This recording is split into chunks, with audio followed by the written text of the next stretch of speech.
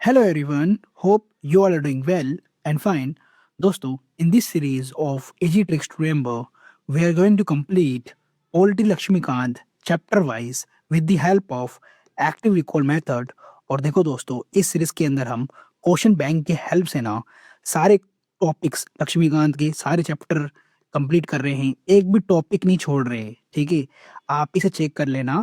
ये 18 के 18 क्वेश्चन ना हिस्टोरिकल बैकग्राउंड से टॉपिक वाइज क्वेश्चंस बनाए गए हैं और यहाँ पर बताया भी गया है कि आपको लक्ष्मीकांत में रेगुलेटिंग एक्ट के इंपॉर्टेंट 5 पॉइंट्स मिलेंगे। वो सारे के सारे 5 पॉइंट्स आपको याद करने हैं और इसे लिखना भी है। और इससे क्या होगा, आप मेंस के लिए भी रेडी हो जाओगे और साथ साथ अपने प्री एग्जाम के लिए भी रेडी हो जाओगे। तो ये आपके आने वाले एग्जाम 2026 के लिए बहुत इंपॉर्टेंट सीरीज है। यहाँ आप दोनों ही एग्जाम के लिए प्रिपेयर हो रहे हो, सिर्फ प्री के लिए नहीं, मेंस के लिए प्रिपेयर हो रहे हो। और अगर आपने इस तरीके से रिवीजन किया ना दोस्तों, तो इसे कहता हूँ मैं इफेक्टिव रिवीजन। और इससे आपको बहुत फायदा मिलने वाला है। दैट मीन्स कि आप पूरी लक्ष्मीकांत याद कर लोगे, रिवाइज कर लोगे। ठीक है, और जब भी आप एग्जाम के लिए रिवाइज करोगे ना लक्ष्मीकांत को, तो आप मुश्किल से मुश्किल 1 से 2 दिन में ना पूरी बुक रिवाइज कर लोगे अगर आपने इस काम को कर लिया तो।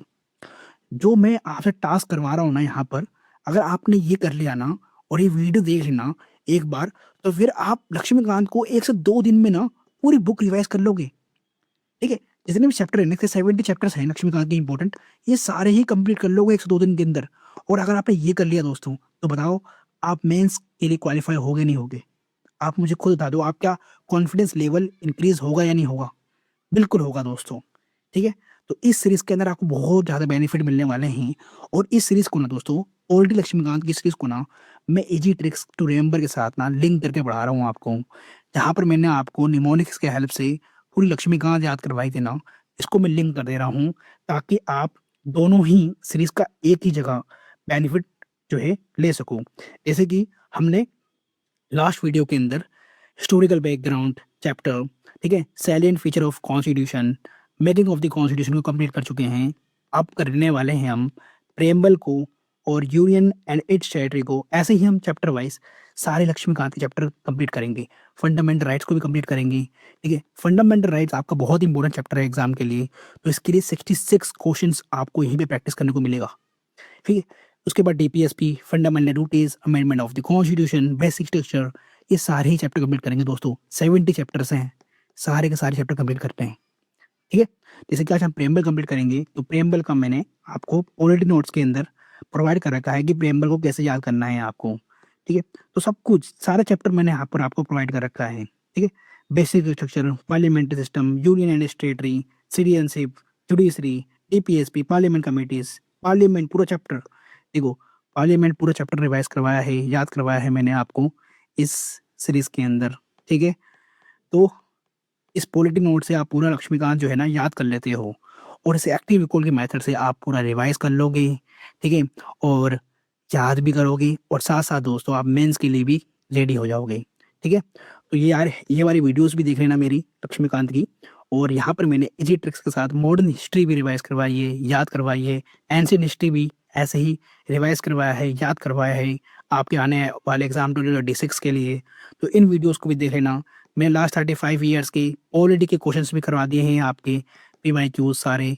ठीक है, एक्टिव रिकॉल के मेथड से और लॉजिकल माइंडसेट आपका मैंने डेवलप करवाया है इन सीरीज के अंदर। तो ये सारी वीडियोस भी देख लेना चैनल पर दोस्तों। और टेलीग्राम चैनल ज्वाइन कर लेना। ठीक है, अगर आप चाहते हो अपडेट रहना, है ना, एग्जाम की जो नीड को फुलफिल करना चाहते हो ना, तो इस टेलीग्राम चैनल को ज्वाइन कर लेना। इससे आपको बहुत हेल्प मिलने वाली है अपने एग्जाम के लिए। चलो अब वीडियो को स्टार्ट करते हैं दोस्तों। प्रेम्बल चैप्टर ना लक्ष्मीकांत का मैं आपको इजी ट्रिक्स टू रिमेंबर में पूरा याद करा चुका हूँ। इवन मैंने इसके ऊपर शॉर्ट वीडियो बना रखी है, तो आप उसे देख सकते हो। और मैंने आपको यहाँ पर पूरा प्रेम्बल याद करवाया था। ठीक है, ये सारी निमोनिक्स की हेल्प से। और ये पूरा चैप्टर जो है ना लक्ष्मीकांत का, ये आपको पीडीएफ के अंदर ही मिलेगा इजी ट्रिक्स टू रिमेंबर वाले में। ठीक है दोस्तों, और अभी तो हम इसको एक्टिव रिकॉल की हेल्प से पूरा रिवाइज करने वाले हैं और याद करने वाले हैं। और यहाँ पर आपको फर्स्ट क्वेश्चन देखने को मिलेगा। यहाँ पूछा first country to have preamble in the constitution. अब ये ना सबको पता होना चाहिए दोस्तों, बहुत इजी क्वेश्चन है। और सबको पता है कि मैंने आपको याद करवाया था कि यूएसए है, ठीक है, अमेरिकन है, अमेरिकन कॉन्स्टिट्यूशन है, जिसके अंदर स्टार्टिंग ही प्रियम्बल से करा गया है। ठीक है दोस्तों, तो ये ध्यान रखना कि यूएसए से ही हमने प्रेम्बल कॉपी करा है एक तरीके से, ठीक है। तो देखो इसको मैंने याद कराया था, ये देखो यहाँ देख रहा आप, मैंने कैप्टन अमेरिका दिखाया था आपको यहाँ पर, ठीक है। मैं दिखा देता हूँ, ये देखो। तो यहाँ पर आपको देखने को मिलेगा प्रियम्बल, प्रियम्बल में ए एम आता है बीच में, तो ए एम से हमारे का हो जाएगा स्टार्टिंग में अमेरिका, ठीक है। तो ऐसे करके याद रखना है आपको। तो आपका फर्स्ट क्वेश्चन हो गया। नेक्स्ट क्वेश्चन पे आते हैं। यहाँ पर बोला है वो called preamble as identity card of the constitution, what is preamble can be said to be based upon. अब देखो दोस्तों, ये आपके क्वेश्चन ना मेंस के लिए बहुत ज़्यादा इंपॉर्टेंट है, प्री के लिए तो है ही है, प्री में इवन ये पीसीएस एग्जाम के लिए भी इम्पोर्टेंट है। तो एन ए पलखीवाला ने बोला था, ये बिल्कुल याद रखना है आपको नाम इनका, एन ए पलखीवाला, ठीक है। बहुत इंपॉर्टेंट है ये, रखना आपको नाम ध्यान, ठीक है। आप मेंस में लिखोगे आंसर में A1, पीसीएस में ही पूछा जा सकता है कि identity card of the constitution किसने बोला था, तो एन ए पलखीवाला ने बोला था, ठीक है। ये ध्यान रखना। और जो हमारा प्रेम्बल है ये किसके बेस के ऊपर है, ये ऑब्जेक्टिव रिजर्वेशन के बेस पे है, जो कि ड्राफ्ट किया था किसने, नेहरू जी ने। ये मैंने आपको लास्ट वीडियो के अंदर बताया भी था, ठीक है, लास्ट चैप्टर के अंदर, ठीक है। आप बोला इसने what is preamble can be said to be based upon.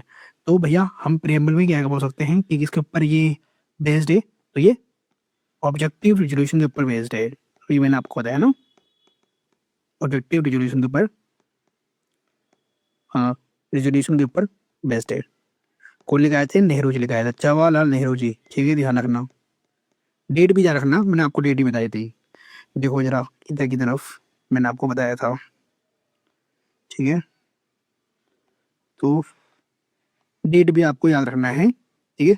Objective resolution कब आया था और कौन लेकर आए थे, ठीक है। आपको डेट भी याद रखना है।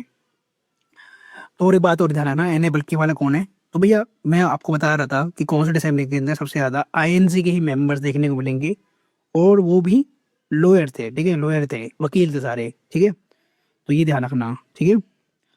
और नेक्स्ट क्वेश्चन है आपका, which word were added to the preamble by 42nd amendment act. ये भी बात मैंने आपको बताया था कि इंदिरा गांधी जी ने, ठीक है, उनको हम श्रीमती बहन बोलते हैं ना, तो बहन that is sis word add किया था, ठीक है। तो यहाँ पर ये पूछा गया है ना, वर्ड कौन कौन से ऐड करे थे, तो सिस वर्ड गया था सेकुलर, इंटीग्रिटी, और बताओ दोस्तों, सोवरिन था या सोशलिस्ट था, जल्दी बताओ, सोशलिस्ट, ठीक है। क्योंकि ये है इंडियन नेशनल कांग्रेस की, ठीक है। और जो कांग्रेस पार्टी है वो सेकुलरिज्म को प्रमोट करती है, सोशलिज्म को प्रमोट करती है, ठीक है। इंटीग्रिटी चाहती है कंट्री के अंदर आना, ठीक है। तो ये ध्यान रखना। क्वेश्चन नंबर 4 कह रहा, where does constitution derive its authority from. ये पिछली बार भी बताया था मैंने, भाई अथॉरिटी कहाँ से मिला कॉन्स्टिट्यूशन को, बताओ दोस्तों, we the people of India, ठीक है, हमने दिया है अथॉरिटी, ठीक है, we the people of India, ठीक है दोस्तों। तो ऐसे ही करके आपको याद रखना है और लिखना भी है आंसर, ताकि आप मेंस के लिए तैयार हो सको, ठीक है। तो इंडिया एक डेमोक्रेसी है, और डेमोक्रेसी में असली बोझ जो है जनता ही होती है, पीपल ही होता है, ठीक है, असली बोस। अब क्वेश्चन नंबर 5 है आपका कि what is the nature of Indian state. Indian state का नेचर क्या है।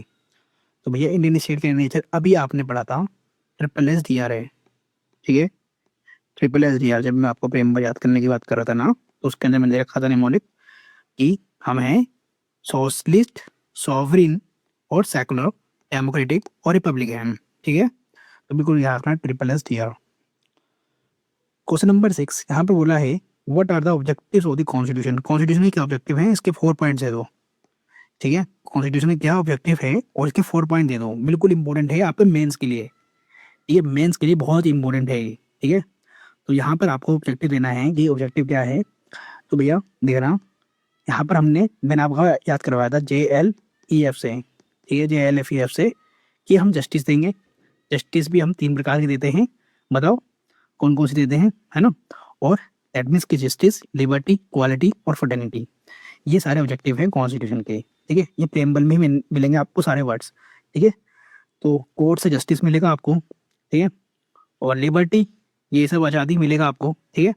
और इक्वलिटी होगी, आर्टिकल 14 याद करो, फर्टिलिटी, भाईचारा बढ़ा कर रखोगे आप सब में, है ना। तो ये सारे ऑब्जेक्टिव है कॉन्स्टिट्यूशन के। Question number 7, can India cede a part of its territory in favour of foreign state? No, सबको पता है नहीं कर सकता कोई भी।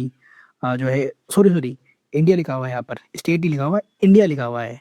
ठीक है, तो यहाँ पर वो ये बोला जा रहा है क्या इंडिया अपनी टेरिटरी फॉरेन स्टेट को दे सकता है? तो यस, लेकिन कोई स्टेट जो है यूनियन से ब्रेक नहीं हो सकता। ठीक है, यूनियन से ब्रेक नहीं हो सकता, इस बात का ध्यान रखना। ठीक है, तो ये मैंने आपको पिछली बार बताया भी था, यहाँ पर लिखा हुआ है कैन इंडिया, तो हाँ हो सकता है। अभी आपने ये भी पढ़ा होगा कि हमने बांग्लादेश से एक एक्ट साइन किया था, एग्रीमेंट किया था, इसमें हमने अपनी कुछ बॉर्डर बॉर्डर एरिया उनको दे दिया था और कुछ बॉर्डर एरिया हमने उनसे ले लिया था, एक्सचेंज किया था, बॉर्डर कुछ है ना, बॉर्डर का पार्ट जो है एक्सचेंज किया था। तो ये हम कर सकते हैं। ठीक है, तो ध्यान रखना ये सिंपल लॉ से तो नहीं होगा। ठीक है, यहाँ पर अमेंडमेंट लाना पड़ेगा। ठीक है, आर्टिकल 368 से, मतलब कॉन्स्टिट्यूशन के अंदर अमेंडमेंट लाना पड़ेगा, तभी कर पाएंगे। ठीक है, अदरवाइज नहीं कर पाएंगे। ठीक है, इस बात का बिल्कुल ध्यान रखना। ठीक है, बहुत ध्यान रखना आपको। अभी हम यूनियन एंड स्टेटरी के अंदर भी इस क्वेश्चन को दोबारा करेंगे। क्वेश्चन नंबर 8, यहाँ पर भी लिखा हुआ है what is democratic socialism, how is different from state socialism? Democratic socialism कैसे डिफरेंट है स्टेट सोशलिज्म से? कंसेप्ट बिल्कुल क्लियर होना चाहिए। ठीक है, मेंस के लिए भी, इवन इंटरव्यू के लिए भी दोस्तों, आपके इंटरव्यू में भी पूछा जा सकता है। ठीक है, तो डेमोक्रेटिक कंट्री हम बिल्कुल हैं, हमारे यहाँ मिक्स्ड इकोनॉमी मिलेगी। यस, मिक्स्ड इकोनॉमी है, मतलब प्राइवेट और पब्लिक दोनों मिलेंगे आपको। हमारे यहाँ प्राइवेट कॉर्पोरेट भी हैं, हमारे यहाँ पब्लिक पीएसयूज भी हैं। ठीक है, तो गांधी जी के नहीं, यहाँ पर जो है गांधी जी का सोशलिज्म देखने को मिलेगा आपको। ठीक है, और मार्क्स का जो है बोला गया था ना कि वेलफेयर करना है, वो भी देखने को मिलेगा हमारी कंट्री के अंदर। लेकिन स्टेट जो होता है, स्टेट सोशलिज्म, ठीक है, जैसे कि चाइना, ठीक है, कम्युनिस्ट है, तो सबको सरकारी प्राइवेट प्रॉपर्टी जीरो। ठीक है, सबको सरकारी और प्राइवेट प्रॉपर्टी जीरो होती है स्टेट सोशलिज्म के अंदर। ठीक है, तो ये ध्यान रखना।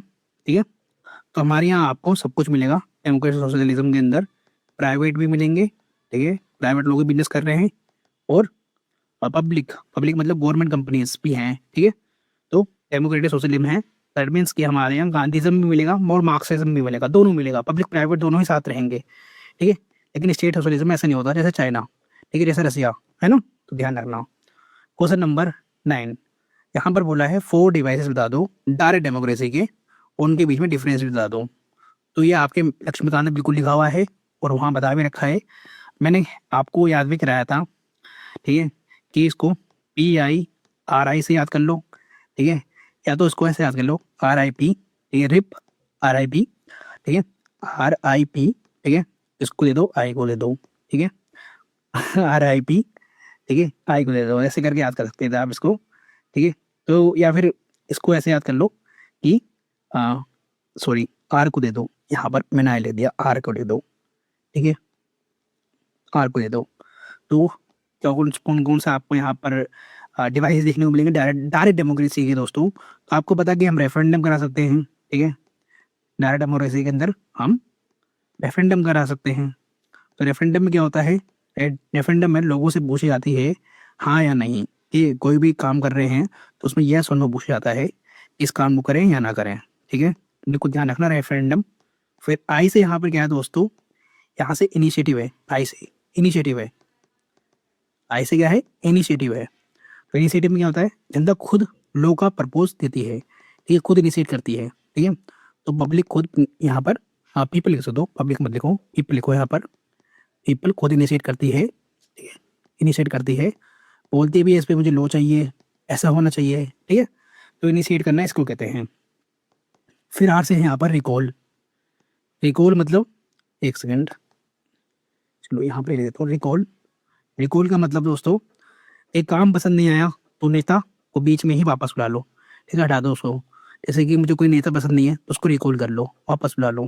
ठीक है, और फिर आर से यहाँ पर क्या है, ओ सॉरी, पी से यहाँ पर क्या है, ठीक है, प्लेबिसाइट है। ठीक है, क्या है, प्लेबिसाइट। अब प्लेबिसाइट कब होता है ये भी आपको पता होना चाहिए दोस्तों, और इसके एग्जाम्पल भी दे रखे हैं। ठीक है, बुक के अंदर आपको प्लेबिसाइट के। तो यहाँ पर जब प्लेबिसाइट तभी कराते हैं जब टेरिटोरियल डिस्प्यूट होता है। ठीक है, टेरिटोरियल डिस्प्यूट होता है तभी हम प्लेबिसाइट करवाते हैं। ठीक है, तो उसके लिए हम वोटिंग करवाते हैं। ठीक है, सॉल्व करने के लिए जनता के द्वारा। ठीक है, चलो अब आते हैं क्वेश्चन नंबर 10 पर। यहाँ पर बोला है what is social democracy? Social democracy पहले पूछा था, डेमोक्रेटिक सोशलिज्म क्या है, ठीक है। और ये बताओ बात अलग है क्या? सोशल डेमोक्रेसी और हाँ डेमोक्रेटिक सोशलिज्म, फटाफट बताओ मुझे। तो सोशल डेमोक्रेसी क्या है? तो आप इसको ध्यान रखना, इसके लिए बी आर अम्बेडकर जी का एक स्टेटमेंट है, ठीक है। बी आर अम्बेडकर जी ने, डॉक्टर बी आर अम्बेडकर जो ड्राफ्टिंग कमेटी के आपके चेयरमैन थे, तो उन्होंने बताया था ये मीन्स ऑफ लाइफ है, ठीक है, जो रिकॉग्नाइज करता है लिबर्टी को, इक्वालिटी को, फर्टर्निटी को। इसी को कहते हैं हम ट्रिनिटी। ट्रिनिटी क्या कहते हैं दोस्तों? ट्रिनिटी कहते हैं, ठीक है। मतलब एक के बिना दूसरा नहीं आधा है, ठीक है। ट्रिनिटी का मतलब एक के बिना दूसरा आधा है, ठीक है। लिबर्टी भी चाहिए, इक्वालिटी भी चाहिए, फर्टर्निटी भी चाहिए, ठीक है। तभी आपका सोशल डेमोक्रेसी हो सकता है, अदरवाइज नहीं होगा, ठीक है। क्वेश्चन नंबर 11 यहाँ पर बोला है व्हाट कॉन्स्टिट्यूट रिपब्लिक। रिपब्लिक का मतलब क्या होता है और उसके अंदर क्या कॉन्स्टिट्यूट करता है? तो उसके 3 पॉइंट आपको लक्ष्मीकांत के अंदर मिलेंगे, वही पूछा गया है। देखो रिपब्लिक का मतलब क्या होता है? इलेक्टेड हेड, जैसे कि हमारा जो प्रेसिडेंट है, राष्ट्रपति हैं, उनको इलेक्ट किया जाता है, ठीक है। लेकिन यूके में क्या है? ये हेरिडिटरी है। यूके में क्या है? इंग्लैंड में क्या है? हेरिडिटरी है, ठीक है। मोनार्की है, वहाँ पर मोनार्की जैसा है ना।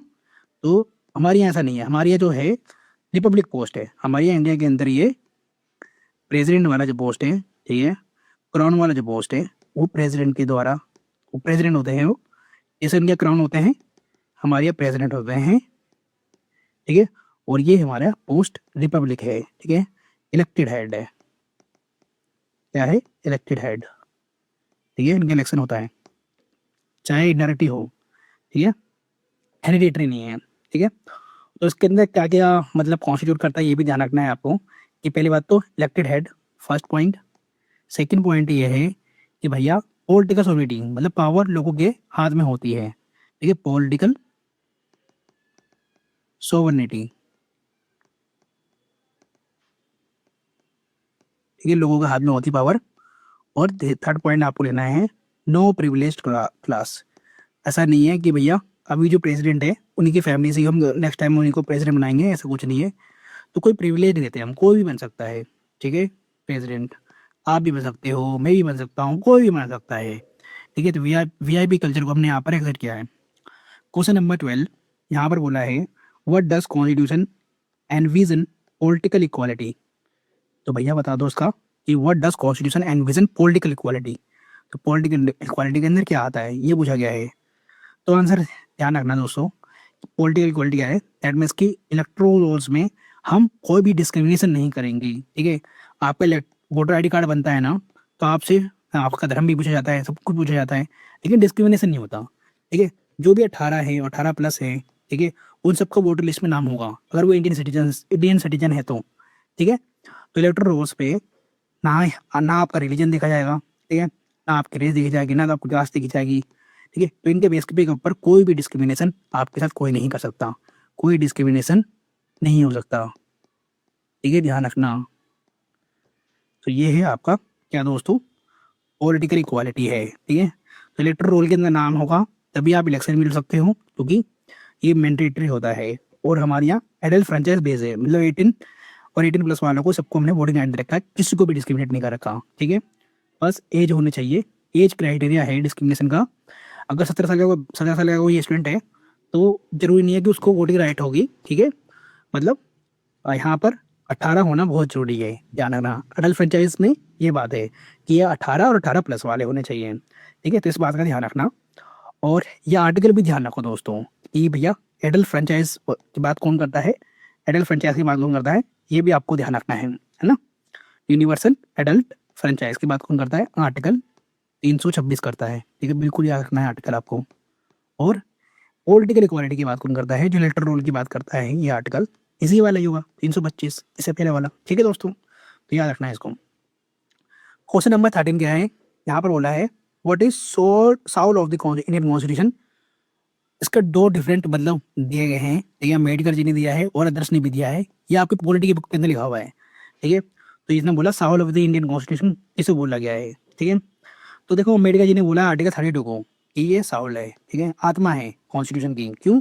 यहाँ पर कॉन्स्टिट्यूशन रेमेडी दे रखी है, कुछ भी गलत होगा तो ये रेट्स मिलते हैं इसके अंदर, ठीक है। और इस रेट्स को इशू करते हैं कोर्ट जुडिशरी, ठीक है। राइट टू कॉन्स्टिट्यूशनल रेमेडीज होता है आपका आर्टिकल 32। तो ये रेमेडीज हैं क्या हेल्प करते हैं, इसके साथ आपके साथ डिस्क्रिमिनेशन हुआ, आर्टिकल 14 का उल्लंघन हुआ, तो आप कोर्ट में जा सकते हो डायरेक्ट सुप्रीम कोर्ट के अंदर। ठीक है, तो ये जो है बोला गया अम्बेडकर साहब के द्वारा, ये ध्यान रखना, ये बी आर अम्बेडकर जी ने बोला था। ठीक है, बाकी क्या डिफरेंट व्यूज की भैया और कौन सा साउंड कॉन्स्टिट्यूशन का। ठीक है, तो भैया ये ध्यान रखना कि एक बात और देखो, ये तो बी आर अम्बेडकर जी ने बोला था कि ये साउंड है। ठीक है, तो दो डिफरेंट आंसर मिलेंगे आपको, क्यों बोलेंगे मिलेंगे, क्योंकि देखो जुडिशरी ने बोला गया, जुडिशरी के द्वारा बोला गया ये आर्टिकल 21 है आपका soul of the Indian constitution. क्यों, देखो आर्टिकल 21 है आपका राइट टू लाइफ। ठीक है, ध्यान रखना इतना इंपॉर्टेंट लाइफ है, राइट है ये, कि कोई सा भी आपका इमरजेंसी लग जाए, ये आर्टिकल आप सस्पेंड नहीं कर सकते राइट टू लाइफ को। अगर राइट टू लाइफ ही नहीं होगा ना दोस्तों, तो आर्टिकल 32 का कोई मतलब ही नहीं बनता। ठीक है, अगर जीने का अधिकार ही नहीं है ना आपके पास, तो आर्टिकल 32 का मतलब ही नहीं बनता, आर्टिकल 14 का मतलब ही नहीं बनता। तो आर्टिकल 21 यहाँ पर बोला गया था कि साउंड ऑफ ये इंडियन कॉन्स्टिट्यूशन है जुडिशरी के द्वारा। ठीक है, तो ध्यान रखना। और ये अदर्स वाला जो सिस्टम है ना, कि अदर्स किसने बोला कि इस आर्टिकल 32 क्या कहते हैं आपका soul of the Indian constitution है, तो ये ठाकुर दास भरगवा है, लिखा हुआ है ये। ठीक है, ठाकुर दास भटता हुआ, तो इसको भी याद रख लेना, ठाकुर दास भरगवा। ठीक है, चलो अब देखो यहाँ पर, इस preamble part of the Indian constitution, Berubari Indian case में क्या बोला गया, केशवानंद भारती केस में क्या बोला गया, LIC केस में क्या बोला गया, और विच वाज इनेक्टेड फर्स्ट। ठीक है, कौन सा ये इनेक्ट हुआ था फर्स्ट, कॉन्स्टिट्यूशन इनेक्ट हुआ था या प्रियम्बर इनेक्ट हुआ था। तो आपको पता है हमारा कॉन्स्टिट्यूशन बन गया था, फिर बाद में हमारा प्रियम्बर आया था। ठीक है, ये ध्यान रखना। तो यहाँ पर बोला है कि कॉन्स्टिट्यूशन पार्ट है या नहीं। तो बेरोबारी में देखो, ये बेरोबारी जब जो केस हुआ था आपका, मैं इसको लिख देता हूँ, ये आपका 1960 में हुआ था, और इसके अंदर बोला था सुप्रीम कोर्ट ने कि नहीं ये पार्ट नहीं है, नो। ठीक है, नहीं ये पार्ट नहीं है, लेकिन केशवानंद भारती केस हुआ आपका बहुत इंपॉर्टेंट जजमेंट 1973 का। ठीक है, यहाँ बेसिक बेसिक स्ट्रक्चर की डॉक्टर निकल के आई थी। ठीक है, और यहाँ पर बोला कि यस पार्ट है भैया preamble, preamble is a part of the Indian constitution, most most important. और LIC में बोला गया कि प्रियम्बल इंटीग्रल पार्ट है। ठीक है, इसका ही वो है पार्ट है, इंटीग्रल पार्ट है, अंतरिम पार्ट है। ठीक है, इंटीग्रल का मतलब ये होता है। ठीक है, इंटीग्रल पार्ट है। तो ये ध्यान रखना, LIC वाले केस में बोला गया था, और यह हुआ था अपन 1995 में। ठीक है, 1995 में हुआ था। ठीक है, तो पहले पूरा कॉन्स्टिट्यूशन बन गया था, पूरा कॉन्स्टिट्यूशन बन गया था, उसके बाद लास्ट में प्रियम्बल आया था। ठीक है, ध्यान रखना।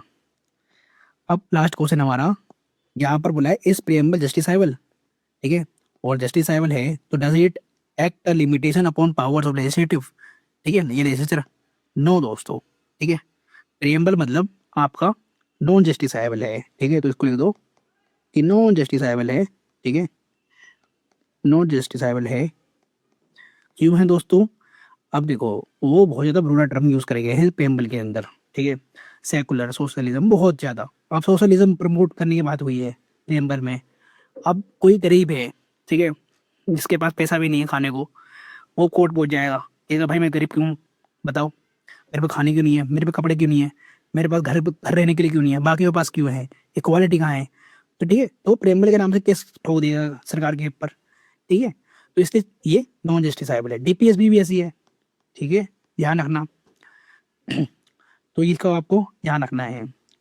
पावर क्या ये लिमिटेशन डालती है पावर ऑफ द लेजिस्लेटिव के ऊपर, तो ये ध्यान रखना, ये ना तो लेजिस्लेटिव पावर को देता है, ना ही उनकी पावर को रोकता है। ठीक है, लिमिट करता है, लेकिन रास्ता दिखाता है, रास्ता जरूर दिखाता है।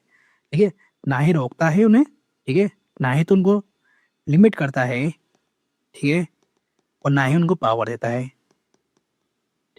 ना ही उनको पावर देता है लेजिस्लेट करने के लिए कुछ भी। ठीक है, बट उनको वे फॉरवर्ड दिखाता है। ठीक है, रास्ता दिखाता है।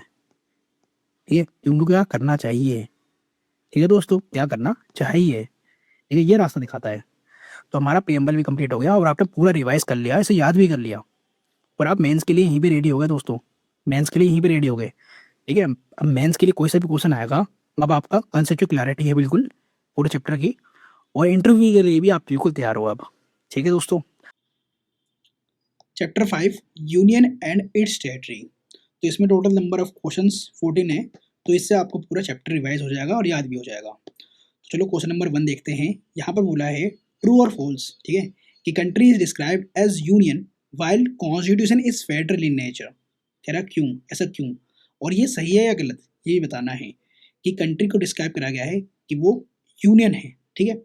बाकी कॉन्स्टिट्यूशन जो है एक फेडरल है नेचर के अंदर, मतलब फेडरल स्ट्रक्चर देखने को मिलेगा कॉन्स्टिट्यूशन के द्वारा, तो ठीक है। दैट मीन्स कि आपको सेंटर और स्टेट दोनों ही गवर्नमेंट देखने को मिलेगी और दोनों के पास पावर देखने को मिलेगी, ठीक है।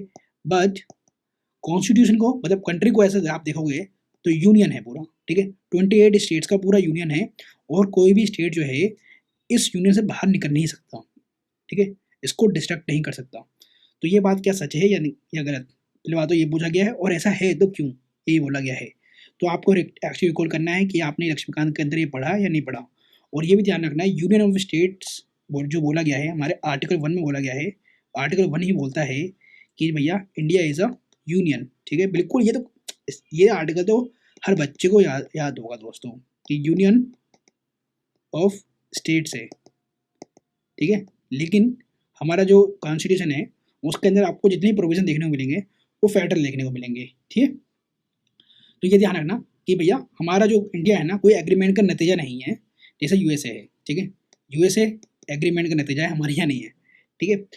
तो इसके लिए ना डॉक्टर अम्बेडकर जी ने एक स्टेटमेंट भी दी है, ठीक है। तो ये ध्यान रखना, डॉक्टर अम्बेडकर ने कहा था कि स्टेट्स को इंडिया से अलग होने का, दैट मीन्स सीड होने का कोई हक नहीं है, ठीक है। भारत इंडस्ट्रक्टेबल यूनियन है, इसमें स्टेट डिस्ट्रक्टेबल है, ठीक है, मतलब उनका मैप बदल सकता है, उनका बाउंड्री बदल सकती है, ठीक है, ऑल्टर कर सकते हैं उनका नाम वगैरह भी, ठीक है, पर देश नहीं टूटेगा, ठीक है। ये ध्यान रखना, बी आर अम्बेडकर जी का स्टेटमेंट ध्यान रखना, आपके इंटरव्यू के लिए, आपके मेंस के लिए, दोनों के लिए इंपॉर्टेंट है दोस्तों। क्वेश्चन बनेगा तो आपको यही लिखना है, ठीक है, क्वेश्चन बनेगा तो आपको यही लिखना है, ठीक है दोस्तों। तो बताओ कि country described as a union, yes, किसके अंदर, आर्टिकल 1 के अंदर, और कॉन्स्टिट्यूशन के अंदर ये फेडरल स्ट्रक्चर देखने को मिलेगा, बिल्कुल। क्वेश्चन नंबर 2 कह रहा है which is wider expression, territory of India और यूनियन ऑफ इंडिया। इंडिया की टेरिटरी ज़्यादा वाइडर है या यूनियन ऑफ इंडिया ज़्यादा वाइडर है, आप बता दो दोस्तों। टेरिटरी ऑफ इंडिया ज़्यादा वाइडर है या फिर यूनियन ऑफ इंडिया ज़्यादा बराबर है, जल्दी बताओ आप, ठीक है। तो यूनियन ऑफ इंडिया के अंदर आपको सिर्फ स्टेट्स देखने को मिलेंगे, ओनली स्टेट्स, ठीक है। बट टेरिटरी ऑफ इंडिया के अंदर, भाई टेरिटरी ऑफ इंडिया जिसको भी एक्वायर कर ले इंडिया, ठीक है, इन फ्यूचर भी, वो सब आ जाएगा टेरिटरी ऑफ इंडिया के अंदर, ठीक है। तो टेरिटरी ऑफ इंडिया के अंदर आपका तो स्टेट्स भी आ जाएगा, ठीक है, जितनी भी स्टेट है सब आ जाएंगे, यूटीज भी आ जाएंगे, यूनियन टेरिटरीज भी, प्लस एक्वायर्ड टेरिटरी भी आ जाएगा, जो हमने एक्वायर्ड करा है, अब वो कैसे भी एक्वायर्ड करा हो, ठीक है, एग्रीमेंट से करा हो, ठीक है, युद्ध लड़के करा हो, कैसे भी, ठीक है, वो एक्वायर्ड टेरिटरी के अंदर आ जाएगा आपका। जिस दिन हम पाकिस्तान को एक्वायर्ड करना चाहें, ठीक है, तो वो एक्वायर्ड टेरिटरी कहलाएगी, ठीक है दोस्तों। तो भविष्य में हम जीतेंगे लड़ेंगे तो उसमें एक्वायर्ड टेरिटरी आ जाएगी, ठीक है। तो सब आते हैं, तो टेरिटरी एक बड़ा, ठीक है, बड़ा है आपका, ठीक है, यूनियन ऑफ स्टेट्स है, ध्यान रखना। क्वेश्चन नंबर 3 कह रहा what is the basic difference between operability of article 2 और article 3, are this considered constitution amendments under article 368। कह रहा आप आर्टिकल 2 के अंदर जो आप काम करते हो और आर्टिकल 3 के अंदर आप जो काम करते हो, क्या वो कॉन्स्टिट्यूशन अमेंडमेंट एक्ट कहलाएगा अंडर आर्टिकल 368, और बता दो डिफरेंस क्या है आर्टिकल 2 के अंदर, इनके कामों के अंदर, ठीक है, आर्टिकल 3 और आर्टिकल 2 के कामों के अंदर क्या डिफरेंस है।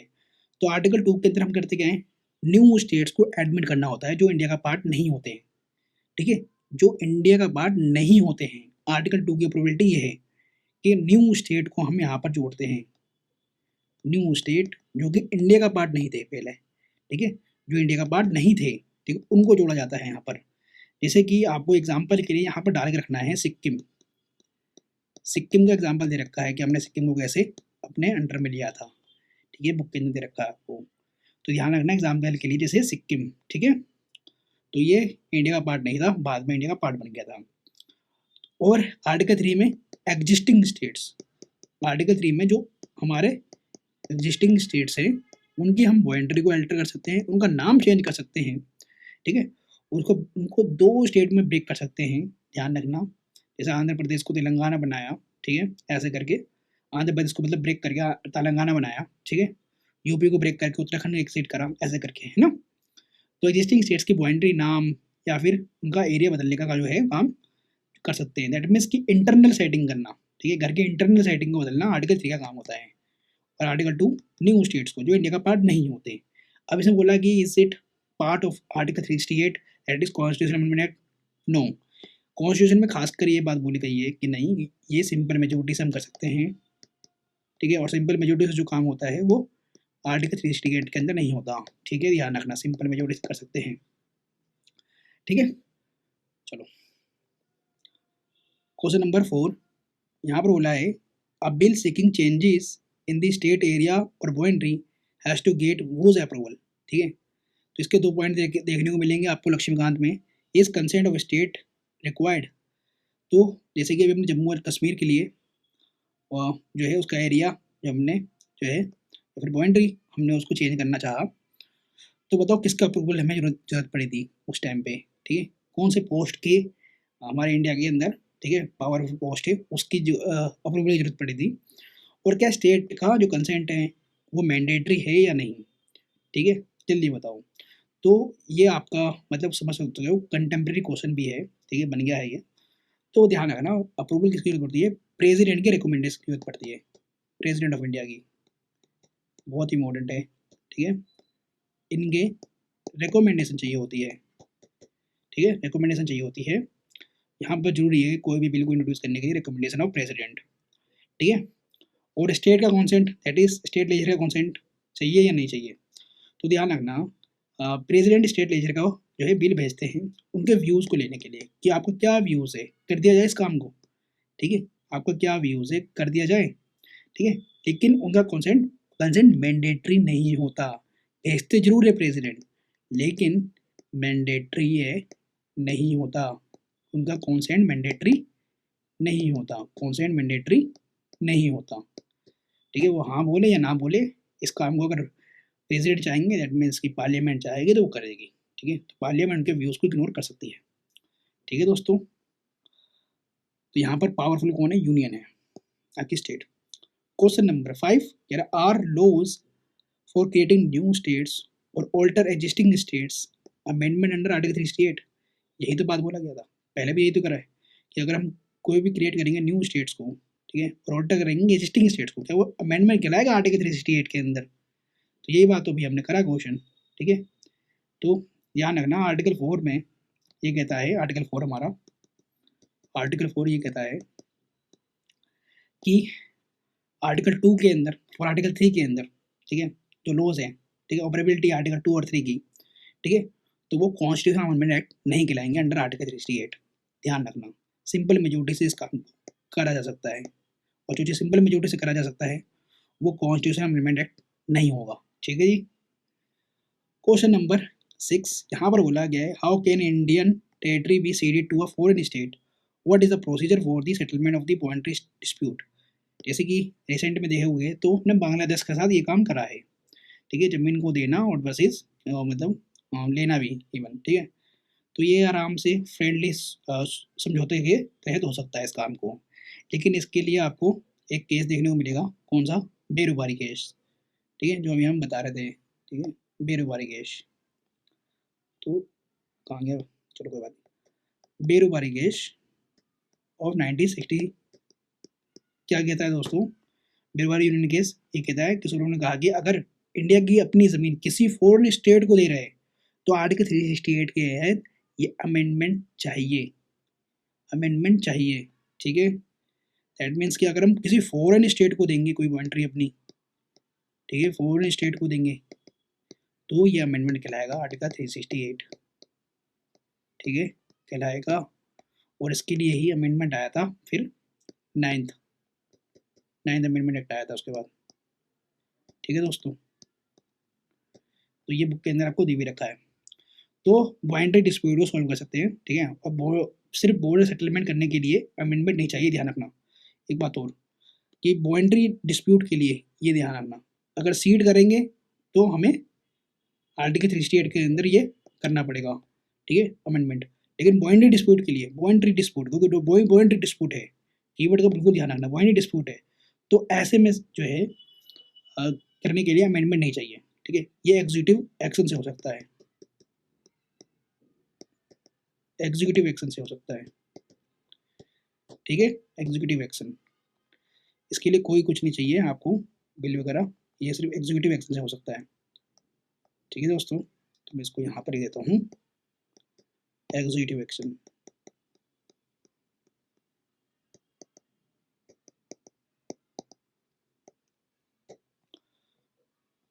क्वेश्चन नंबर 7, ध्यान रखना सीड करने के लिए अमेंडमेंट होगा, ठीक है। अगर हम सीड कर रहे हैं, दे रहे हैं तो किसी फॉरेन स्टेट को, ठीक है, तो ये अमेंडमेंट कहलाएगा। बेरोबारी केस में बोला है 1960 में, ठीक है।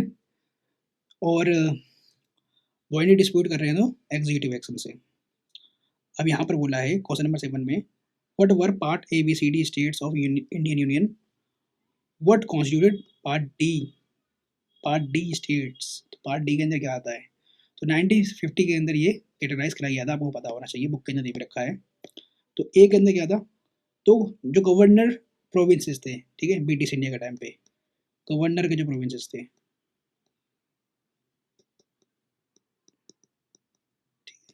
Governors provinces, governors provinces. और बी वाला आपका था princely states, princely states with legislature,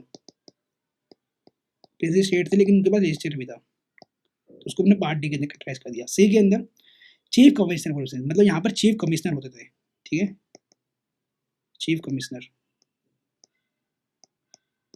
province.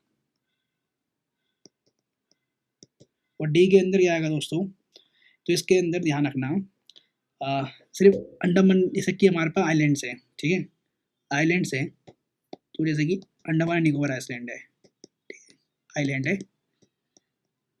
तो ये हमारा पार्ट डी के अंदर था, ठीक है। क्वेश्चन नंबर 8 कह रहा है, what was linguistic provinces commissioner under S के धर अपॉइंटेड। अच्छा सॉरी, वर्ड नहीं है यहाँ पर है, when was linguistic provinces commission under S के धर appointed, what did it purpose, what was the aftermath. उसके बाद क्या हुआ, तो JVP कमेटी आई थी उसके बाद, आपको पता है ना, तो बुक के अंदर लिखा भी है, ठीक है भैया, एस के धर कमेटी आई थी, ठीक है, तो इसने क्या रिकमेंडेशन दी थी और कब आई थी, तो ध्यान रखना है, एस के धर आई थी 1948 में, ठीक है। इन्होंने कहा था कि लैंग्वेज के बेसिस पे स्टेट को मत बनाओ, ठीक है, लैंग्वेज के बेस पे स्टेट को मत बनाओ, ठीक है, इन्होंने खारिज कर दिया था इस बात को। उसके बाद आया था, और एक बात और इन्होंने ये भी बोला था कि एडमिनिस्ट्रेटिव कन्वीनियंस के ऊपर, ठीक है, यहाँ पर एडमिनिस्ट्रेटिव आप आराम से कर सको, ठीक है, शासन चला सको आराम से, उस कन्वीनियंस को देखो, उस कन्वीनियंस को देखो, ठीक है, उस कन्वीनियंस को देखो, एडमिनिस्ट्रेटिव कन्वीनियंस को देखो, ठीक है, ये बोला था, ठीक है। यहाँ पर बोला है व्हाट डिड इट पर्पस, तो ये बात दी मैंने, ठीक है। और उसके बाद क्या हुआ, उसके बाद दोस्तों JVP कमेटी आई थी, ठीक है, आपका जवाहरलाल नेहरू उसमें थे, वल्लभ भाई पटेल थे, और पताबी सीतारामैया थे, ठीक है, पताबी सीतारामैया थे, है ना। तो इन्होंने भी लैंग्वेज को रिजेक्ट कर दिया था, इन्होंने भी लैंग्वेज को रिजेक्ट कर दिया था। लेकिन इसके बाद होता क्या है, आपको पता होगा, बहुत ही फेमस, कौन, पोटी पोती बोलते हैं ना, पोती, श्रीरामुल्लू, ठीक है, श्रीरामुल्लू कौन थे ये भैया, ये एक लीडर थे, ठीक है, कहाँ के, आपके आंध्र प्रदेश के। तो इन्होंने भूख हड़ताल करी थी, वो भी कितने दिनों की, 56 दिनों की, 56 डेज की भूख हड़ताल करी थी, उनकी मृत्यु भी हो जाती है, ठीक है। इनकी मौत होने के बाद, इसके बाद आंध्र स्टेट में जो है बहुत ज़्यादा दंगे फसाद हो गए थे, इसकी वजह से आंध्र स्टेट बनाना पड़ गया, ठीक है, आंध्र स्टेट बनाना पड़ गया, और आंध्र स्टेट बना हमारा, वो बना 1953 के अंदर, ठीक है। तो पहला लिंग्विस्टिक स्टेट बना था ये, पहला लिंग्विस्टिक स्टेट जो लैंग्वेज के ऊपर बना, ठीक है, आंध्र। क्वेश्चन नंबर 9 यहाँ पर बोला है, why was Fazal Ali commission constituted, who were its members, इसके मेंबर कौन कौन थे, और इन्होंने क्या मैंडेट दिया था, ठीक है, बहुत इंपॉर्टेंट ये भी है। तो फजल अली कमीशन थे जिन्होंने बोला था कि हाँ मेंबर्स जो है ना, मतलब इसके अंदर क्या क्या मतलब एक लैंग्वेज के ऊपर आप एक जो है स्टेट नहीं बना सकते, लेकिन हाँ लैंग्वेज का बेसिस पर आप रिकॉग्नाइजेशन कर सकते हो, स्टेट बना सकते हो, लेकिन एक पर्टिकुलर लैंग्वेज के ऊपर आप एक लैंग्वेज मतलब वन लैंग्वेज वन स्टेट नहीं बना सकते, ठीक है। इन्होंने इस थ्योरी को यहाँ पर रिजेक्ट किया था कि वन लैंग्वेज और वन स्टेट, इस थ्योरी को उन्होंने जो है क्या करा था, मतलब खारिज कर दिया था, रिजेक्ट कर दिया था, ठीक है। और आगे भी लैंग्वेज एक फैक्टर माना जा सकता है, लेकिन रिकॉग्नाइजेशन के लिए माना जा सकता है लैंग्वेज को, लेकिन वन लैंग्वेज और वन स्टेट ऐसे तो बहुत सारे स्टेट टूट जाएंगे हमारे कंट्री के अंदर, तो ये इन्होंने खारिज कर दिया था, ठीक है। बट इन्होंने कहा था कि हाँ लैंग्वेज के बेसिस पे रिकॉग्नाइजेशन करा जा सकता है कि अगर कोई स्टेट मतलब डिमांड कर रहा है, तो ये बात उन्होंने बोली थी फजल अली कमीशन ने। और इस कमीशन के अंदर कौन कौन थे, तो खुद फजल अली थे, खुद फजल अली थे, ठीक है, और के एम पनिक्कर थे, पनिक्कर, के एम पनिक्कर, और कुंजरू जी, एच एन कुंजरू, ठीक है। ये देखो मैंने आपको इसे याद करा रखा है, दिखाता हूँ मैं,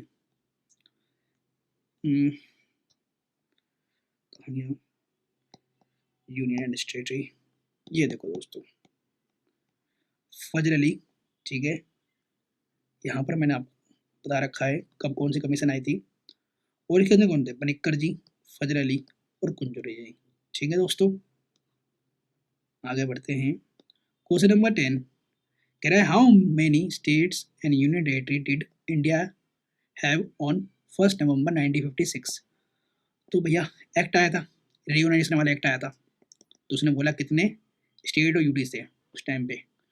तो 7th अमेंडमेंट एक्ट से जो है ना, ये ABCD वाली कैटेगरी खत्म हो गई थी, ABCD वाली जो स्टेट अपने कैटेगरी में आए थे ना, ये खत्म हो गई थी 7th अमेंडमेंट एक्ट से, ठीक है, ये खत्म हो गई थी। और फिर टोटल जो 1956 के अंदर थे हमारे 14 स्टेट्स, 14 स्टेट्स, ठीक है, प्लस 6 यूटीज थे, बिल्कुल याद रखना। क्वेश्चन है which was the first state to be created after 1956। फिर 1956 के बाद कौन सा स्टेट जो है क्रिएट हुआ, ये बात है। तो भैया ध्यान रखना कि ये सब मैंने आपको याद करा रखा है, ये देखो कि उसके बाद कौन कौन से जो है स्टेट बने थे, ठीक है, यहाँ देखना 1956 के अंदर 14 स्टेट थे, 6 यूनिटरीज थे, ठीक है। और फिर गोवा एंड दमन कैसे बना, ठीक है, नागालैंड कैसे बना, पंजाब कैसे बना, ये सब मैंने आपको याद कर रखा है। तो यहाँ पर बोला है कि first state to be created after 1956। तो भैया ध्यान रखना कि हमारा जो ध्यान रखना यहाँ पर थे हमारे 14 स्टेट्स, तो 15th जो बना, 15th जो बना वो बना गुजरात, ठीक है, वो क्या बना गुजरात। और किससे अलग हुआ था ये, उस टाइम कहते थे हम मुंबई को बॉम्बे, ठीक है, तो बॉम्बे से अलग हो गए गुजरात बना था, ठीक है। अब देखो क्वेश्चन नंबर 12 है यहाँ पर बोला है कि विच वर मतलब 16वां स्टेट, ठीक है, 68th 70th 80th states to be created. तो ये बता दो 16वां 17वां और 18वां कौन कौन कौन सा था। तो 68th मतलब 16वां था आपका नागालैंड 1963, ठीक है, 16वां। और 17 था आपका आपका हरियाणा 1966, जस्ट 3 सालों के बाद। और 4th आपका मतलब इसके बाद वाला जो 18 स्टेट होगा 1971 में हिमाचल, ठीक है। अब यहाँ पर बोला है what changes did north east India north east recognition act of 1971 bring, ठीक है, ये वाले एक्ट ने क्या लेकर आया, ये बात कोई है। तो नॉर्थ ईस्ट रिकॉग्निशन एक्ट 1971 ने क्या करा था दोस्तों, मणिपुर त्रिपुरा और मेघालय को नए स्टेट बनाए थे। कौन कौन से, मणिपुर त्रिपुरा, मेघालय, मणिपुर, त्रिपुरा, मेघालय, MTM को बनाया था। ठीक है, नया स्टेट। ठीक है दोस्तों, तो ये हुआ था आपका, ठीक है, आपका रीऑर्गेनाइजेशन एक्ट से, नॉर्थ ईस्ट रीऑर्गेनाइजेशन एक्ट 1971 से। ठीक है, और इसने बोला how did Sikkim become a state. तो ये हमारा स्टेट नहीं था, पहले हमारी कंट्री का पार्ट नहीं था, तो ये बाद में बना। तो ये बताओ दोस्तों कौन से आर्टिकल से बनेगा? आर्टिकल 2 से बनेगा।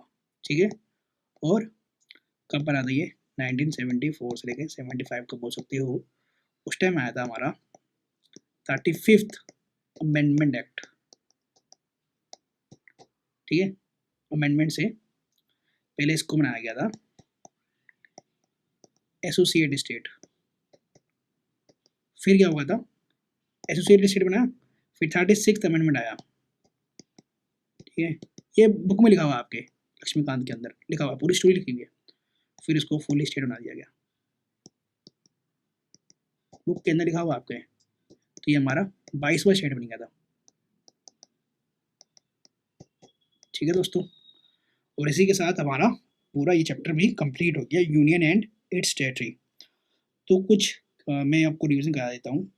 जैसे कि आपको यहाँ पर ये ध्यान रखना है कि एसके कमेटी थी जो कि 1948 में आई थी, और उसने रिजेक्ट कर दिया था लैंग्वेज को। ठीक है, कि लैंग्वेज के आधार पर नहीं बना सकते। उसके बाद जेबीपी आई थी, 1948 में आई थी, और इसने भी रिजेक्ट कर दिया था। लेकिन जो फर्स्ट स्टेट बन गया हमारा लैंग्वेज के आधार पे, वो था आंध्रा।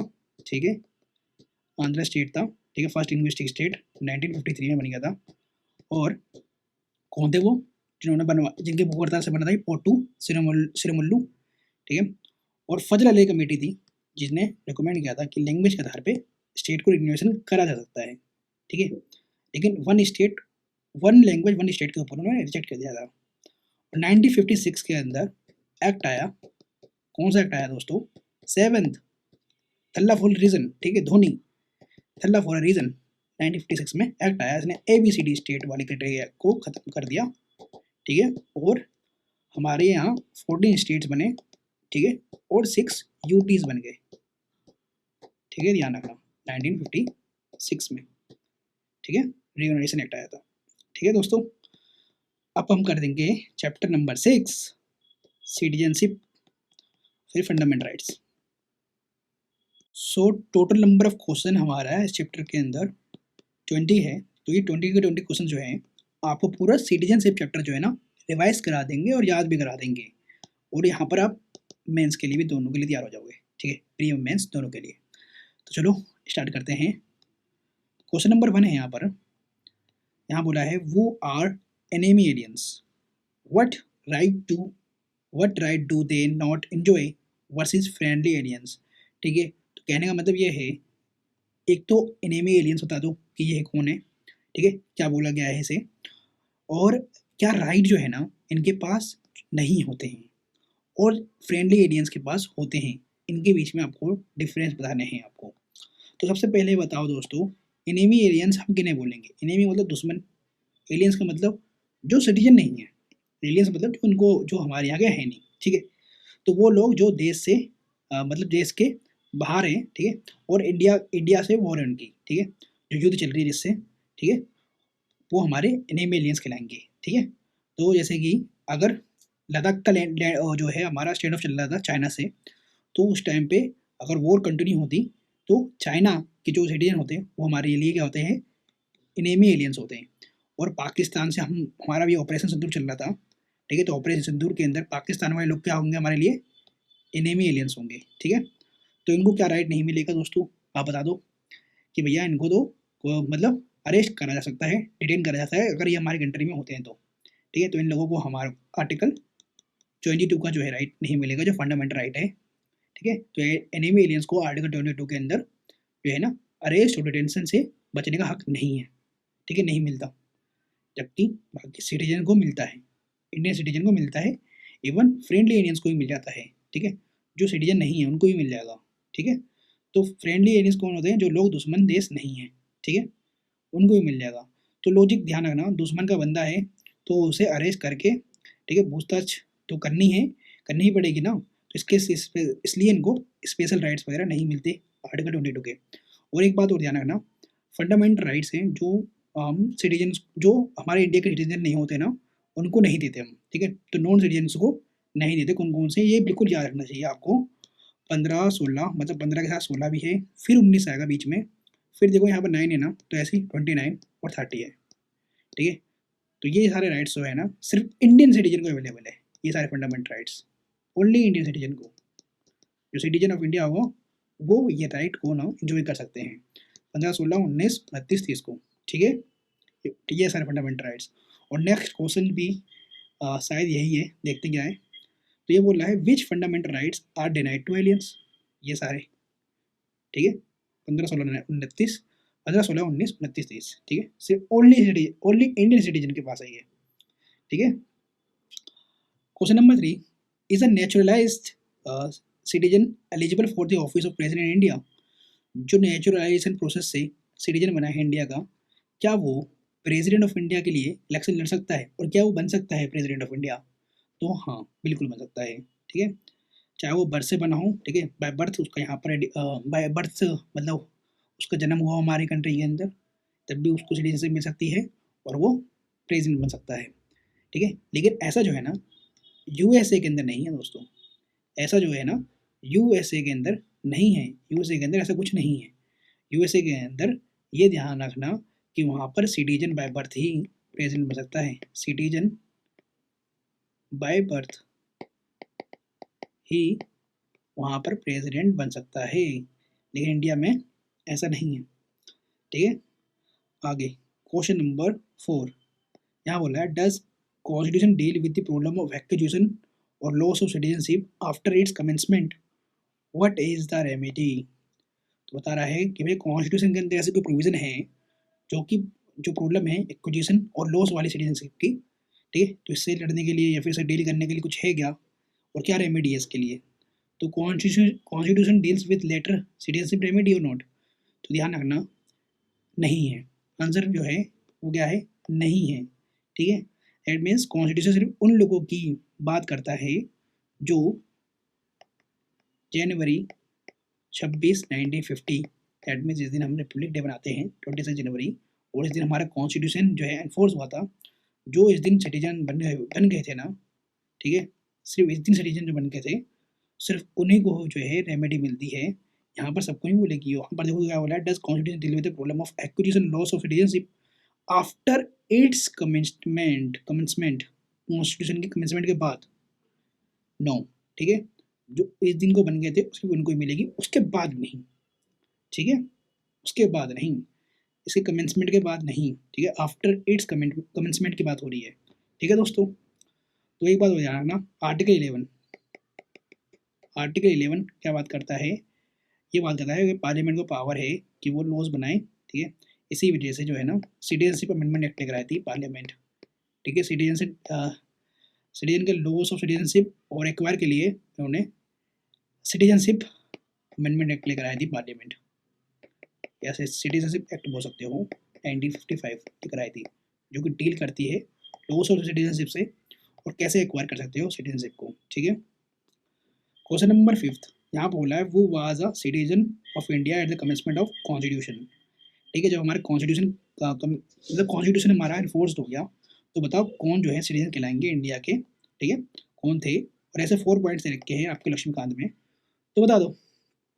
तो इसमें हमने ध्यान रखना दोस्तों कि 4 कैटेगरीज बना रखे हैं, ठीक है, बाय डोमिसाइल, ठीक है, ऐसे करके हमने 4 कैटेगरीज बना रखे हैं।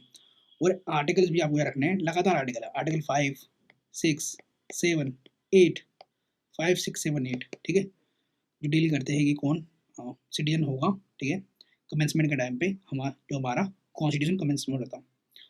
तो जो इंडिया में थे, एक तो वो सिटीजन कहलाएंगे, ठीक है, जो इंडिया में थे, ठीक है, डोमिसाइल, ठीक है।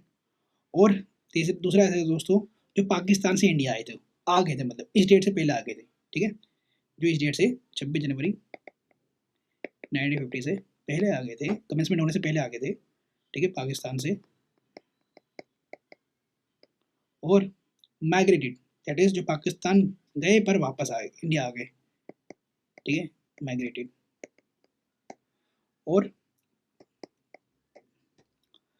पब्लिक ऑफ या फिर public of India origin, that means कि इंडिया के बाहर रहने वाले लोग जिन्हें पूर्वज जिनके जो है इंडिया जो पूर्वज थे वो इंडियन थे, जिनके जो पूर्वज थे इंडियन थे, एंसेस्टर्स जो थे इंडियंस थे। क्वेश्चन नंबर 6 कह रहा है who has the power to make any provision with respect to acquisition or termination of citizenship।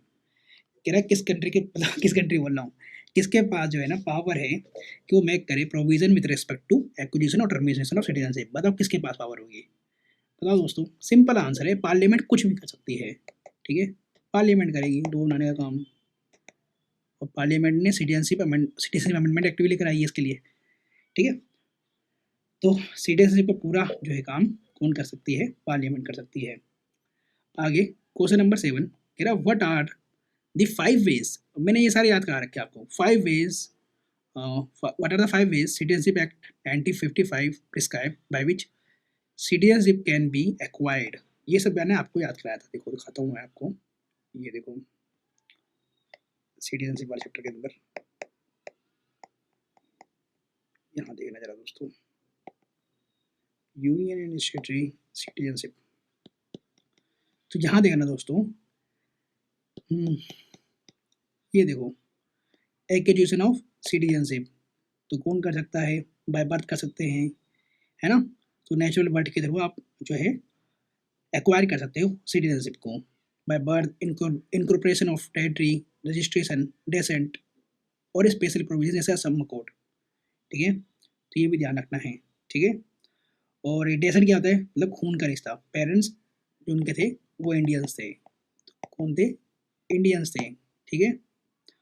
और रजिस्ट्रेशन तो आपको पता ही है क्या होता है, ठीक है, शादी या शासन रहकर, ठीक है, शादी या शासन रहकर आप इंडिया के अंदर जो है एक्वायर कर सकते हो सिटीजनशिप। और बर्थ तो बताइए आपको, इनकॉर्पोरेशन ऑफ टेरिटरी क्या होगा दोस्तों, कि हम किसी देश के टेरिटरी को एक्वायर कर लें फिर वहाँ के लोगों को सिटीजनशिप बना दें, ठीक है। तो कोई नया एरिया इंडिया के अंदर आ जाएगा तो हम उसको सिटीजनशिप दे सकते हैं वहाँ के लोगों को, ठीक है। और बाय नेचुरलाइजेशन क्या होता है दोस्तों, बाय नेचुरलाइजेशन होता है मतलब सरकारी प्रोसेस के द्वारा, ठीक है, सरकारी प्रोसेस, गवर्नमेंट प्रोसेस के द्वारा, ठीक है। चलो तो ये आपको समझ में आ गया। लॉस ऑफ सिटीजनशिप कैसे कर सकते हैं, तो TDR है, TDR टर्मिनेशन, डेप्रिवेशन और एनंसिएशन, ठीक है। तो यहाँ पर लिखा हुआ है, तो यह हमने क्वेश्चन नंबर 7 कर लिया है, ठीक है। तो कितने हैं आपके पास, कितने वेज है दोस्तों, 5 वेज है। और कौन कौन से हैं, by birth, bye registration, acquired territory, naturalisation और डेसेंट, ठीक है। और असम कोड ये सभी, ठीक है, ध्यान रखना। और क्वेश्चन नंबर 8 है कह रहा can children of foreign diplomats and enemy aliens acquire Indian citizenship by birth. कह रहे भैया समझ लो कोई एनिमी एलियंस था, हमारी कंट्री में रह रहा था, ये फॉरेन डिप्लोमेट था, अब उनका बच्चा हुआ, ठीक है, यहाँ हमारी कंट्री के अंदर, ठीक है। तो वो बाय बर्थ हमारे से सिटीजनशिप ले सकते हैं, तो इसका आंसर है नो, ठीक है, नो, ठीक है। तो बाय बर्थ से सिटीजनशिप नहीं लेंगे ऐसे लोग, क्योंकि डिप्लोमेट्स हमारे गेस्ट होते हैं, है, और एनिमी एलियंस हमारे दुश्मन होते हैं, तो उन्हें बाय बर्थ का प्रिविलेज नहीं मिलता, ठीक है। और एक बात और, जो डिप्लोमेट रहते हैं ना वो अपनी टेरिटरी के अंदर रहते हैं, तो वो उनकी ही टेरिटरी कहलाती है, वो मतलब जो उनको हम देते हैं रहने के लिए एरिया, तो वो उन्हीं की कंट्री की टेरिटरी कहलाती है, ठीक है। इसलिए तुमको अरेस्ट नहीं कर सकते, ठीक है दोस्तों। तो वियना कन्वेंशन होती है वो। Question number 9 what condition need to be fulfilled to become citizen of India by registration. कह रहा क्या कंडीशन है जो कि फुलफिल किया जाता है सिटीजन ऑफ इंडिया के लिए, अगर आपको रजिस्ट्रेशन के थ्रू आपको सिटीजन बनना है तो क्या कंडीशन है। तो यह ध्यान रखना, बाय रजिस्ट्रेशन अगर आपको बनना है सिटीजन, ठीक है, बाय रजिस्ट्रेशन बनना है सिटीजन, कंट्री का मतलब इंडिया की सिटीजनशिप लेनी है, तो जो पर्सन ऑफ इंडियन ओरिजिन है PIO, ठीक है, और जो 7 साल से इंडिया में रह रहे हैं प्लस 7 ईयर से इंडिया में रह रहे हैं, ठीक है, वो ले सकते हैं, ठीक है, बाय रजिस्ट्रेशन के थ्रू। और जो किसी इंडियन सिटीजन से शादी कर चुके हैं, ठीक है, इंडियन सिटीजन से शादी कर ले, ठीक है, तब वो ले सकते हैं बाय रजिस्ट्रेशन।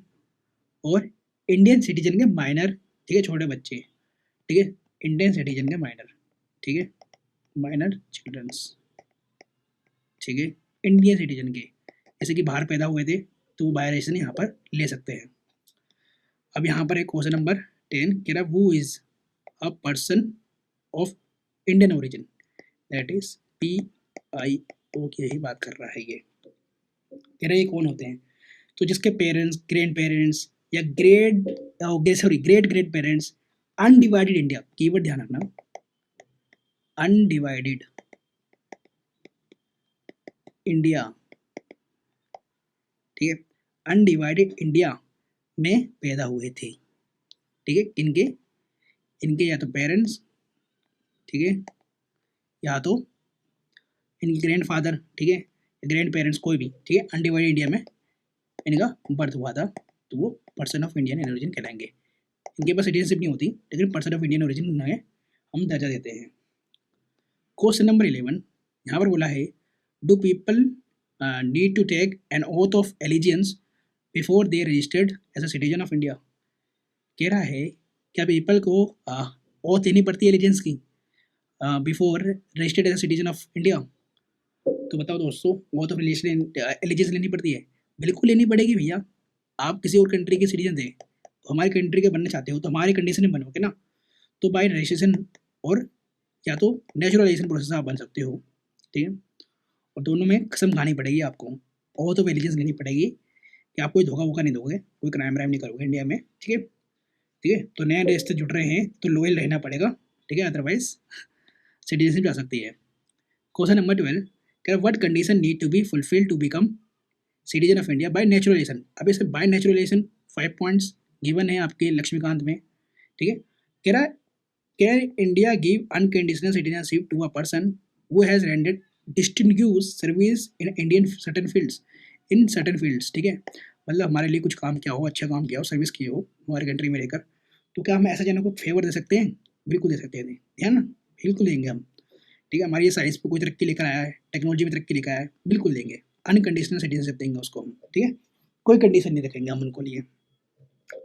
ठीक है, तो ध्यान रखना कि अगर सरकारी तरीके से, दैट मीन्स कि नेचुरलाइजेशन प्रोसेस से कोई बनना चाहता है, ठीक है, सिटीजन बनना चाहता है, तो कंडीशन है करेक्ट, एक तो वो करेक्टर का अच्छा होना चाहिए। ठीक है, और 8th शेड्यूल जो हमारी 8th शेड्यूल के अंदर हमारी ऑफिशियल लैंग्वेज है, ऑफिशियल लैंग्वेज है ना हमारी 8th शेड्यूल के अंदर। ठीक है, तो उसका ज्ञान हो किसी एक लैंग्वेज का, और इंडिया में 11 या 14 साल रहा हो, 11 या 14 साल रहा हो, ठीक है, ईयर्स इंडिया में रहा हो, तो वो अप्लाई कर सकता है रजिस्ट्रेशन के लिए। ठीक है, और डिस्टिंग्विश सर्विस का यस यार बहुत अच्छा काम कर रहे हैं हमारे इंडिया में आके। ठीक है, अगर कोई साइंस में, आर्ट में, फिलोसफी में, ठीक है, पीस में, ठीक है, वर्ल्ड फेमस है, गवर्नमेंट का कुछ काम कर दिया, आसान कर दिया, तो हम उसको अनकंडीशनल जो है सिटीजनशिप दे सकते हैं। ठीक है, ध्यान रखना। क्वेश्चन नंबर 13 कह रहा है how can citizen lose their citizenship, how can central government deprive people of citizenship, people of citizenship. ठीक है, तो भैया देखो, आप कुछ गलत काम करोगे तो लॉस ऑफ सिटीजनशिप भी होगा। ठीक है, किन कंडीशन में होगा, तो अभी मैंने बताया था TDR। TDR का मतलब क्या है? टर्मिनेशन। अगर किसी दूसरे देश की आपने सिटीजनशिप ले लिया हो, ठीक है, अगर टर्मिनेशन कब होगा, जब आपने किसी दूसरे देश की सिटीजनशिप ले ली हो, ठीक है, तो इंडिया के अपने आप तुम्हारी जो है सिटीजनशिप खत्म हो जाएगी, क्योंकि हमारे यहाँ कोई डुअल सिटीजनशिप नहीं है, कोई डुअल सिटीजनशिप हमारे यहाँ नहीं है, सिंगल सिटीजनशिप है ना।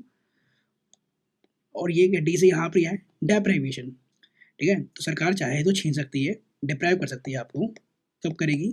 आप धोखाधड़ी करोगे, क्राइम करोगे। ठीक है, इनके सब क्राइम, फ्रॉड, ठीक है, या झूठ बोलकर आपने सिटीजनशिप ली थी, ठीक है, फ्रॉड किया हो, ठीक है, तो डिप्राइव कर सकते हैं आपको। रेनेंसिएशन मतलब आपने खुशी खुशी से छोड़ दिया, त्याग कर दिया, छोड़ दिया, खुद ही छोड़ दिया आपने, ठीक है, खुशी खुशी से, और बन गए किसी और कंट्री के सिटीजन। ठीक है, क्वेश्चन नंबर 14 कह रहा है can parliament prescribe residence as a condition for certain employment in a state और यूटी? कह रहा पार्लियामेंट प्रिस्क्राइब कर सकती है as a residence for condition for certain job that is employment in a state या यूटी, ये parliament कर सकती है? तो आंसर है दोस्तों, पार्लियामेंट तो कुछ भी कर सकती है। हाँ जी हाँ, कर सकती है, यस कर सकती है। ठीक है, और ये आपका ध्यान में रखना कि भैया मतलब वहीं के निवासी जो है, वहाँ की जो है एम्प्लॉयमेंट ले सकते हैं, तो इसको डोमिसाइल भी हो सकते हैं, हम डोमिसाइल भी हो सकते हैं, तो वहाँ का जो डोमिसाइल होगा उसी को देते हैं। तो ऐसे कुछ रीज़न है जो हम वहाँ पर ही देते हैं। ये आर्टिकल 16 में लिखा भी है, ठीक है आपका, ठीक है, कंडीशन लिख रखा है कि भैया क्या है इसका, आपको रीजनेबल रेस्ट्रिक्शन देखने को मिलेगा, ठीक है, आर्टिकल 16 का। तो भैया रेजिडेंस हो सकता है, क्यों, कुछ ऐसे एरिया है जो पिछड़े गए, ठीक है, पिछड़ गए और वहाँ के लोगों को कोई तरक्की वरक्की नहीं हो रही, कोई जॉब नहीं लग रही, तो ऐसे लोगों में हम उनको फेवर करते हैं, ठीक है, फेवर देते हैं ऐसे में, ठीक है, उनकी हेल्प करते हैं, प्रमोट करते हैं उन्हें। क्वेश्चन नंबर 15 कह रहा है इस discrimination under article 15 prohibited under ground of residence. कह रहा है जो डिस्क्रिमिनेशन अंडर आर्टिकल 15 है ये प्रोहिबिट करता है ग्राउंड ऑफ रेजिडेंस को। आर्टिकल 15 की बात हो रही है, मैं आर्टिकल 16 बता रहा था आपको, तो आंसर है नहीं, नहीं करता। आर्टिकल 15 जो है एज रेजिडेंस के ऊपर नहीं करता। आर्टिकल 15 में आपको religion, race, caste, sex, place of birth है, ठीक है, दैट मीन्स यहाँ पर रेजिडेंस नहीं है, ठीक है, यहाँ आपको मिलेगा रिलीजियन, रेस, कास्ट, ठीक है, आपका सेक्स, ठीक है, और place of birth, place of birth, ठीक है, तो जेंडर और प्लेस ऑफ बर्थ मेंशन है, लेकिन रेजिडेंस मेंशन नहीं है दोस्तों, रेजिडेंस मेंशन नहीं है, प्लेस ऑफ बर्थ मेंशन है आर्टिकल 15 के अंदर, कि आर्टिकल 15 के ऊपर हम इसके ऊपर इन ग्राउंड के ऊपर डिस्क्रिमिनेशन नहीं करेंगे, ठीक है, बट रेजिडेंस के ऊपर कर सकते हैं, ठीक है, ध्यान रखना, ठीक है दोस्तों। क्वेश्चन नंबर 16, आप देखो 16 और 17 और 18 और 19 भी और इवन 20 भी, ठीक है, ये सब इसके ऊपर है OCI और PIO के ऊपर, पर्सन ऑफ इंडियन ओरिजिन और ओवरसीज सिटीजन ऑफ इंडिया के ऊपर है। तो इसको मैं यही समझा देता हूँ। जैसे क्वेश्चन नंबर 16 है, कह रहा वो is a person of Indian origin, कह रहा इंडियन ओरिजिन वाले पर्सन कैसे कहेंगे हम, who are eligible, how they can become citizen, तो पर्सन ऑफ इंडियन सिटीजन कैसे बन सकते हैं सिटीजन, ठीक है ना, कह रहा फिर वो is an overseas citizen of India that is OCI, और वो क्या एलिजिबल हैं सिटीजन बनने के, और हैं तो कैसे बनेंगे। फिर कह रहा है PIOI और C और OCI है, उनके पास क्या पॉलिटिकल राइट्स हैं, क्या वो एक्वायर कर सकते हैं एग्रीकल्चर या प्लांटेशन लैंड इंडिया के अंदर। फिर बोला 19 के अंदर कि which activities can they not undertake, क्या कौन सी एक्टिविटीज वो नहीं कर सकते। Can OCI can allow you to apply for a driver license, क्या वो DL के लिए क्या कहते हैं अप्लाई कर सकते हैं इंडिया में आके, पैन कार्ड के लिए, बैंक अकाउंट ओपन कर सकते हैं इंडिया के अंदर। फिर लास्ट क्वेश्चन है कि PIO जो स्कीम थी उसको OCI के साथ कब मर्ज करी गई, ठीक है, तो ये तो आपको पता है कि मोदी गवर्नमेंट आई और ये मर्ज हो गई, ठीक है, मोदी गवर्नमेंट आई और मर्ज हो गई। तो मोदी गवर्नमेंट कब आई थी दोस्तों, दिल्ली बताना रहा दोस्तों, कि आपको पता है कि ये 2014 में, या फिर 2014 के बाद आप इसे आराम से बता सकते हो कि 2014 में गवर्नमेंट बनी और इन्होंने 2015 के अंदर मर्ज करके धर दिया, ठीक है, तो ये ध्यान रखना। बाकी देखो दोस्तों, ओवरसीज सिटीजन ऑफ इंडिया हो या पर्सन ऑफ इंडियन ओरिजिन हो, मैंने बता रखा है कि इनके एंसेस्टर, ठीक है, इनके एंसेस्टर, मैं यहाँ इसको ऐसा बताता हूँ, इनके एंसेस्टर या पूर्वज, ठीक है, एंसेस्टर या पूर्वज इंडियन ओरिजिन के हों, ठीक है, इंडियन ओरिजिन के हों, तो ऐसे जनों को सिटीजन जो है बनने का अधिकार होता है, ठीक है, बिल्कुल, विदेश चले गए थे लेकिन इनके बच्चों को जो है सिटीजन बनने का राइट होता है। इनके पास पॉलिटिकल राइट्स होते हैं, यहाँ पर बोला था कहाँ गए, यहाँ पर पॉलिटिकल राइट्स होते हैं, तो दोस्तों मैं बोलूँगा कि नो, जीरो, मतलब वोट नहीं दे सकते हैं। पॉलिटिकल राइट्स का मतलब क्या हो सकता है, वोट देना, नहीं दे सकते, इलेक्शन लड़ सकते हैं, नहीं लड़ सकते, MLA बन सकते हैं, नो, गवर्नमेंट जॉब कर सकते हैं, नहीं, ठीक है, नहीं कर सकते क्योंकि सिटीजन नहीं है इंडिया का ये, ठीक है। अब इन्होंने बोला कि एग्रीकल्चर लैंड या प्लांटेशन कर सकते हैं, तो भाई लैंड नहीं खरीद सकते हैं, ठीक है, नॉर्मल घर खरीद सकते हैं, नॉर्मल घर खरीद सकते हैं, फ्लैट वगैरह खरीद सकते हैं, लेकिन एग्रीकल्चर लैंड वगैरह नहीं खरीद सकते, ठीक है। क्या वो पैन कार्ड के लिए, बैंक अकाउंट के लिए, ड्राइविंग लाइसेंस के लिए मिल सकता है, ठीक है, बिल्कुल मिलेगा, लेकिन ये वहाँ पर कहीं भी नहीं कहलाएगा कि वो सिटीजन है इंडिया के, ठीक है, बिल्कुल मिलेगा, लेकिन वो कहीं भी सिटीजन ऑफ इंडिया नहीं कहलाएंगे, ठीक है, ध्यान रखना। तो हमने ये सारे क्वेश्चन कंप्लीट कर लिए दोस्तों, ठीक है, और हमारा सिटीजनशिप भी चैप्टर कंप्लीट हो गया है, ठीक है, सिटीजनशिप चैप्टर भी कंप्लीट हो गया। अब हम करेंगे फंडामेंटल राइट्स को पूरा कवर, ठीक है, फंडामेंटल राइट्स, फिर उसके बाद करेंगे दोस्तों DPSP और fundamental duties, amendment of the constitution, तो ऐसे ही सारे चैप्टर हम 70 के 70 चैप्टर लक्ष्मीकांत के कंप्लीट कर देंगे। चलो।